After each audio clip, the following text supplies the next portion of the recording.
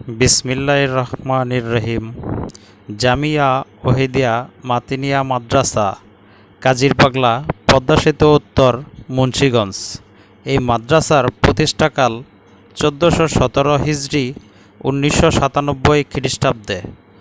মাদ্রাসায় ওস্তাদ সংখ্যা 21 জন, ছাত্র সংখ্যা 200 জনেরও বেশি। তিনতলা ভবন 2টি।